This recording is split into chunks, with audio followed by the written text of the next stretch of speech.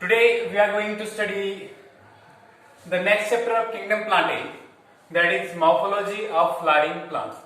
अब तक जो हमने स्टडी किया उसमें हमने देखा कि किंगडम प्लांटे की कितनी डिविजन्स थी, उनके कैरेक्टरिस्टिक्स कितने थे, और फर्दर जो है हर एक डिवीजन की नेक्स्ट जो डिविजन्स थी उस सब के बारे में हमने अभी तक स्टडी किया। आज हम देखने वाले हैं किंगडम प्लांटे की नेक्स्ट चैप्टर जिसका नाम है मॉर्फोलॉजी ऑफ फ्लावरिंग प्लांट्स। तो फ्लावरिंग प्लांट्स के अंदर जो है कैसी मॉर्फोलॉजी होती है उसके बारे में हम स्टडी करेंगे। मॉर्फोलॉजी क्या होता है, सबसे पहले मॉर्फोलॉजी पे ही चलते हैं। तो मॉर्फोलॉजी होता है, मॉर्फोलॉजी जो वर्ड है वो निकला है मॉर्फे से, ग्रीक वर्ड मॉर्फे से निकला है, जिसका मतलब होता है फॉर्म, FORM। ठीक है, तो कोई भी ऑर्गेनिज्म जो है उसका बाहर का शेप कैसा है, स्ट्रक्चर कैसा है, और arrangement of body parts, arrangement of body parts,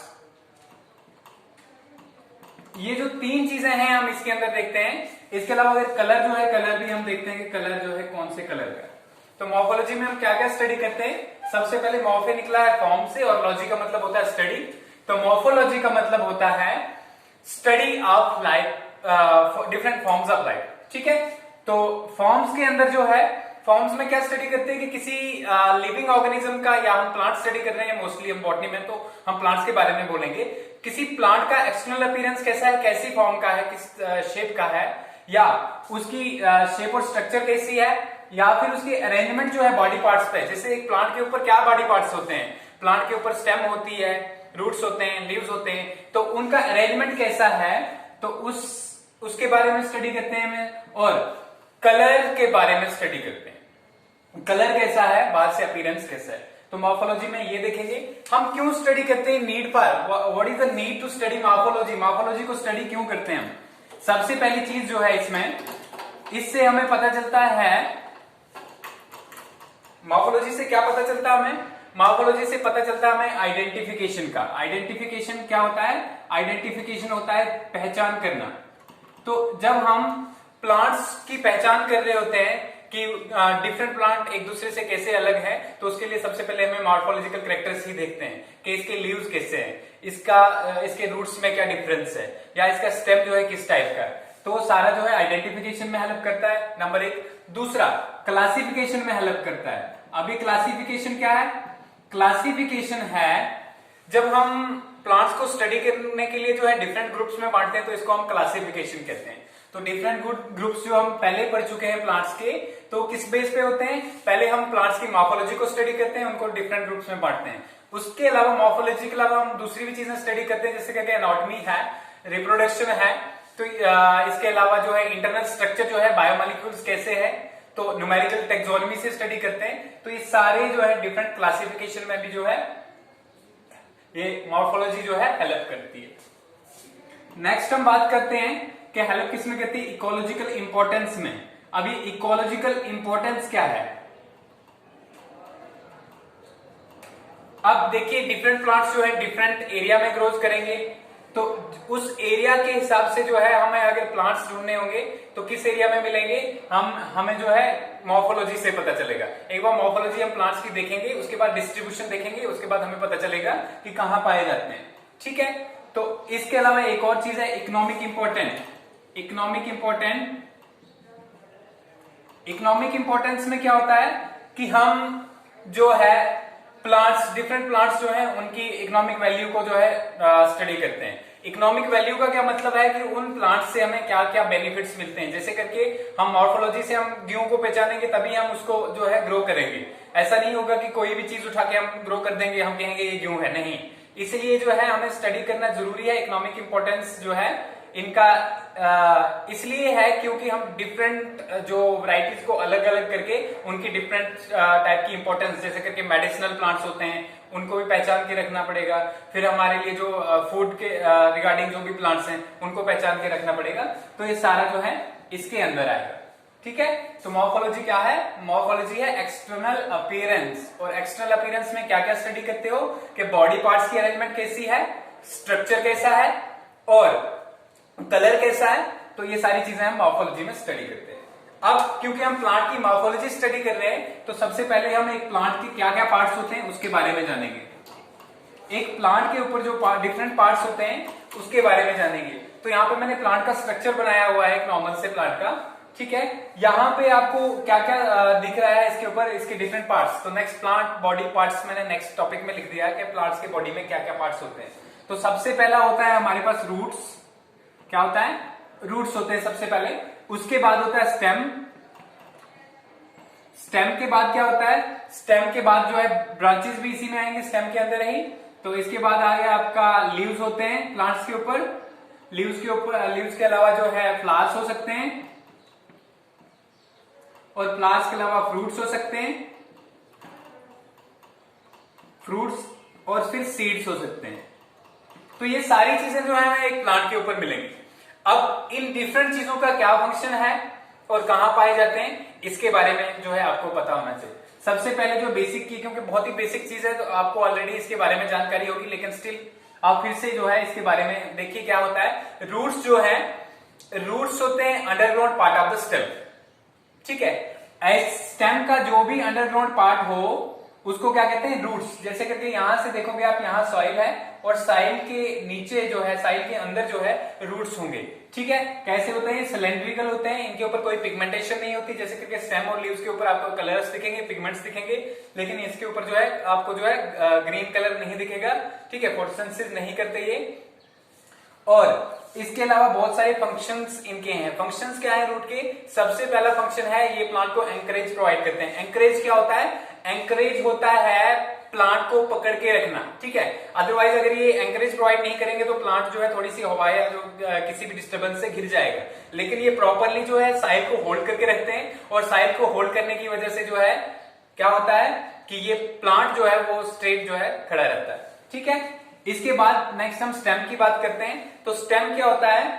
stem होता है part of that part of plant that is above the soil, ठीक है। सॉइल से ऊपर जो भी पार्ट रहता है प्लांट का उसको क्या कहते हैं हम जनरल में? स्टेम कहते हैं। तो स्टेम की ब्रांचेस हो सकती हैं, ठीक है। ब्रांचेस डिफरेंट टाइप्स की ब्रांचिंग होंगी स्टेम के अंदर, या ब्रांचेस नहीं भी होंगी, ठीक है। तो यहाँ पे जो स्टेम का क्या काम होता है? स्टेम मैकेनिकल स्ट्रेंथ प्रोवाइड करता है प्लांट को।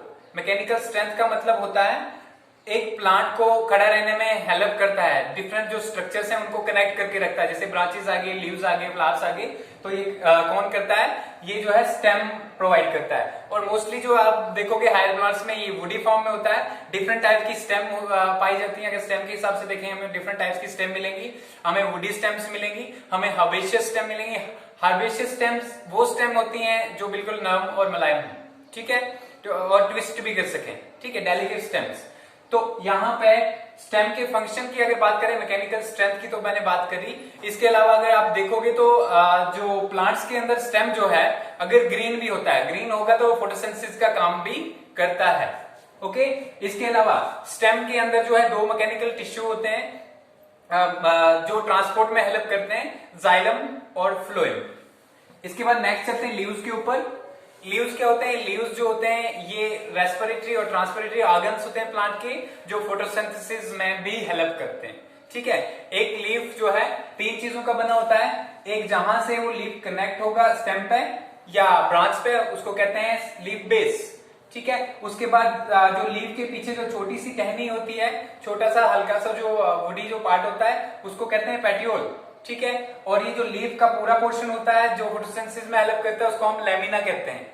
लेमिना, LAMINA, ठीक है। लीफ बेस आ गया हमारा, फिर पेट्यूल आ गया और लेमिना आ गया। ये तीन चीजें आ गई। इसके बाद कर रहे हैं हम बात फ्लावर्स की, ठीक है।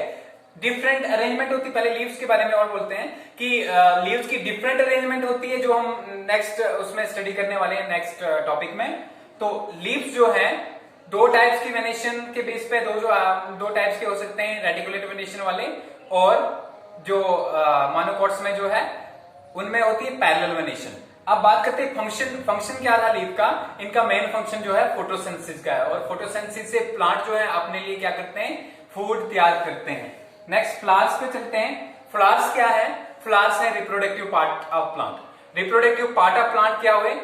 ऐसा पार्ट प्लांट पे जो रिप्रोडक्शन में हेल्प करता है, जिनके ऊपर मेल और फीमेल गैमेट्स पाए जाते हैं। एक टिपिकल फ्लावर के अंदर अगर देखोगे तो आप 4 वॉल्स मिलेंगे आपको। 4 वॉल्स में आपको जो है बाहर वाले 2 जो है सेपल्स और पेटल्स मिलेंगे, और सेपल्स और पेटल्स के अलावा जो है इसके बीच में आपको फ्लावर में और क्या मिलेगा, 2 और पार्ट मिलेंगे।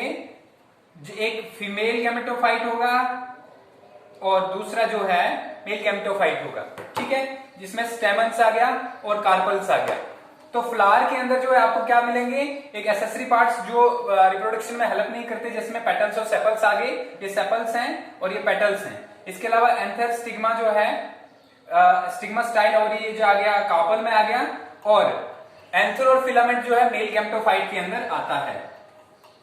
नेक्स्ट बात करते हैं हम फ्रूट्स की। तो फ्रूट्स के अंदर क्या होता है, फ्रूट्स होता है राइपेंड ओवरी। हमने अभी देखा कि फीमेल गैमेटोफाइट जो होता है उसके अंदर 3 पार्ट्स होते हैं, एक होता है स्टिग्मा, एक होता है स्टाइल और तीसरा होता है ओवरी। तो ये जो ओवरी बेसिक स्वोलन पार्ट होता है जिसके अंदर फीमेल गैमेट प्रोड्यूस होता है, और उस फ्यूजन के बाद जो है ये ओवरी जो है एंडोस्पर्म में डेवलप होती है और फ्रूट प्रोड्यूस करती है। तो यहाँ पे क्या है, ये फ्रूट्स के अंदर क्या होता है, ओवरी होता है, तो राइपेंड ओवरी को ही फ्रूट कहा जाता है। फिर फ्रूट के अंदर आप फ्लावरिंग प्लांट्स के अंदर क्या देखोगे, सीड्स देखोगे। अब सीड्स जो है वो क्या होते हैं, सीड्स होते हैं ओव्यूल्स। इस ओवरी के अंदर ओव्यूल्स होते हैं, और ओव्यूल्स जब राइप हो जाते हैं तो उनको हम क्या कहते हैं, सीड। 2 चीजें हैं यहाँ पे, ripe fruit is known as ovary and ripe seed is ripe ovule is known as seed. Okay, तो यहां तक हो गया। अब पहली चीज हम अब इन सारे पार्ट्स को हम बारी बारी स्टडी करने वाले हैं। हम सबसे पहले पहली चीज स्टडी करेंगे जो है रूट। अब रूट क्या है, इसके कैरेक्टरिस्टिक फीचर्स क्या है, और इसकी टाइप्स क्या है, और मॉडिफिकेशंस क्या है, उसके बारे में देखते हैं हम। सबसे पहले रूट सिस्टम जो है हमारे प्लांट का, इसके क्या कैरेक्टरिस्टिक्स होते हैं। रूट मैंने पहले कह दिया आपको कि root is the underground part of the stem. ये जनरली जो है सिलेंड्रिकल पार्ट होता है, और मोस्टली जो है, मोस्टली मतलब लगभग, ये किससे बना होता है, रेडिकल से। कल एक चीज डिस्कस की थी हमने एम्ब्रियो के बारे में, और एम्ब्रियो जो है, एम्ब्रियो के अंदर जो आपको दिखेंगे 2 चीजें होती हैं। 2 चीजों में क्या होती है, एक होता है प्लीम्यूल और दूसरा होता है रेडिकल। रेडिकल से जो है रूट डेवलप होता है। तो रेडिकल से रूट डेवलप होता है, मोनोकॉट्स के अंदर जो रूट डेवलप होता है वो डिसइंटीग्रेट हो जाता है, खत्म हो जाता है, और उसके बाद वहां से बहुत सारे रूट्स निकलते हैं। तो अंडरग्राउंड पार्ट है, पहली चीज अंडरग्राउंड पार्ट है। दूसरा नॉन फोटोसिंथेटिक है, ठीक है। इसके बाद तीसरा क्या है, इसमें नोड्स और इंटरनोड्स नहीं होती। नोड्स और इंटरनोड क्या होती है, स्टेम में जो है, स्टेम में क्या प्रेजेंट होता है, इंटरवल्स पे नोड्स होती हैं, और उन नोड्स से जो है लीफ और बड्स वगैरह निकलती हैं, और इसके बीच में जो भी पार्ट होता है स्टेम का उसको हम इंटरनोड कहते हैं। तो यहां पे नो नोड्स और इंटरनोड्स, नोड्स और इंटरनोड्स नहीं होती।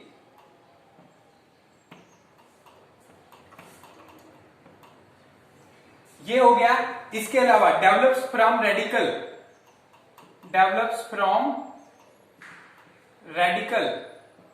बर्ड्स नहीं होती, एक्सेप्शंस है। जैसे स्वीट पोटैटो की बात करें तो उसमें जो है बर्ड्स होती हैं, लेकिन बाकियों में जो है बर्ड्स नहीं होती रूट्स के अंदर।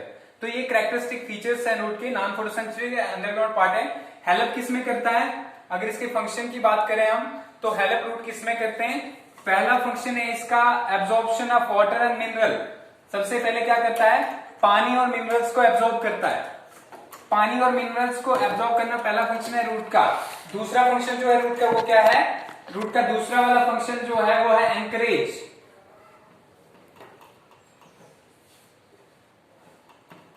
इसके अलावा मैकेनिकल स्ट्रेंथ के लिए भी बहुत सारे, जैसे बनियान ट्री में अगर देखोगे आपको प्रॉप रूट्स मिलेंगे, तो वो प्रॉप रूट्स क्या हेल्प करते हैं, मैकेनिकल फंक्शन में हेल्प करते हैं। या मेज में देखोगे, मेज में आप देखोगे लोअर नोड्स जो है, जो बिल्कुल जमीन के पास में होती हैं, वहां पे आपको क्या दिखेंगे, रूट्स दिखेंगे निकलते हुए, एक्स्ट्रा रूट्स, एडवेंटिशियस रूट्स, तो उनको कहते हैं स्टिल्ट रूट्स। तो ये डिफरेंट फंक्शंस हैं रूट के। इसके अलावा फूड स्टोरेज में भी हेल्प करते हैं, जैसे रेडिश हो गया अपना, या फिर जो कैरेट है वो हो गया। तो इनके अंदर जो है रूट्स क्या हेल्प करते हैं, फूड स्टोरेज में हेल्प करते हैं। अब बात करते हैं रूट्स की टाइप्स की। रूट्स दो टाइप के होते हैं। पहला जो है tap root system, three types के होते हैं। Tap root system, fibrous root system, और तीसरा जो है एडवेंटिशियस रूट सिस्टम।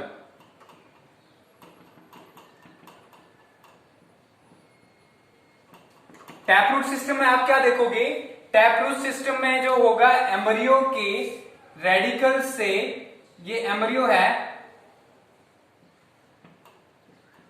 ये वाला पार्ट जो है इसका, ये एंडोस्पर्म हो गया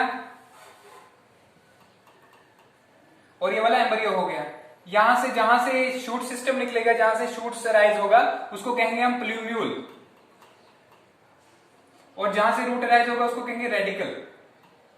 यहां पे टैप रूट सिस्टम में क्या होगा कि टैप रूट सिस्टम एम्ब्रियो से रूट निकलेगा, फिर उसकी ब्रांचेस होंगी जिनको सेकेंडरी ब्रांचेस कहेंगे, फिर उनसे फर्दर ब्रांचेस निकलेंगी जिनको हम टर्शियरी ब्रांचेस कहेंगे, और जो है ये सारे का सारा रूट सिस्टम क्या कहलाएगा, टैप रूट सिस्टम।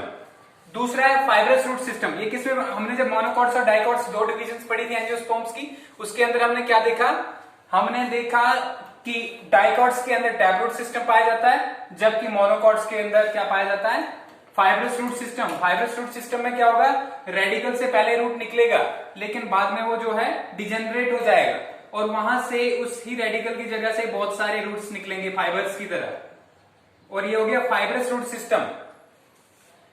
तीसरा जो है हमारे पास, तीसरे टाइप के रूट्स जो है, जब रेडिकल से रूट ना निकले, ये दो पहले जो है फाइब्रस रूट और टैप रूट, ये कहां से निकलते हैं, रेडिकल से, और ये नॉन रेडिकल रूट्स हैं।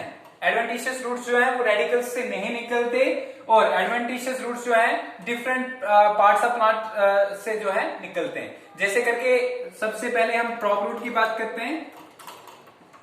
प्रॉप रूट किसमें होते हैं, बनियान ट्री में। बनियान ट्री में आप देखोगे क्या होता है कि बड़े बड़े पिलर लाइक जो रूट्स हैं वो ब्रांचेस से निकलते हैं और जमीन तक पहुंचते हैं, तो इनको क्या कहते हैं, प्रॉप रूट्स। दूसरे टाइप के होते हैं स्टिल्ट रूट्स।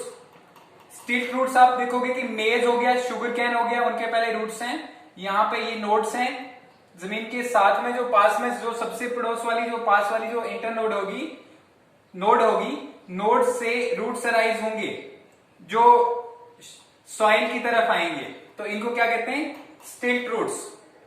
ठीक है, तो ये थे रूट्स की टाइप। कितनी टाइप है रूट्स की, दो टाइप, टैप रूट और फाइब्रस रूट। टैप रूट के अंदर आपने देखा क्या क्या था, टैप रूट के अंदर आपने देखा कि पहले मेन जो है प्राइमरी रूट है, फिर सेकेंडरी रूट्स हैं और टर्शियरी रूट्स हैं। अब रूट की स्ट्रक्चर देख लेते हैं। इंटरनल स्ट्रक्चर जो है रूट की वो कैसी होती है। इंटरनली रूट जो है वो दिखता कैसा है। अगर इंटरनली हम रूट को स्ट्रक्चर देखें तो स्ट्रक्चर ऑफ रूट,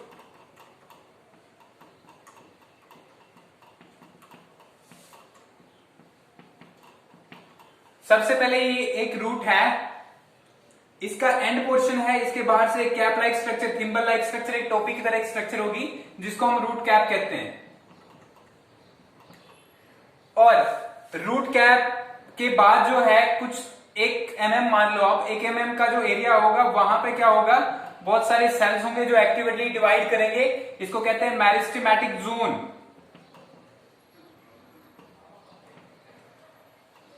इसके बाद नेक्स्ट चलते हैं, यहां पे सेल्स जो हैं बहुत फास्ट जो है क्या होते हैं, इलोंगेट होते हैं, लंबे होते रहते हैं, तो इसको कहते हैं इलोंगेशन जोन।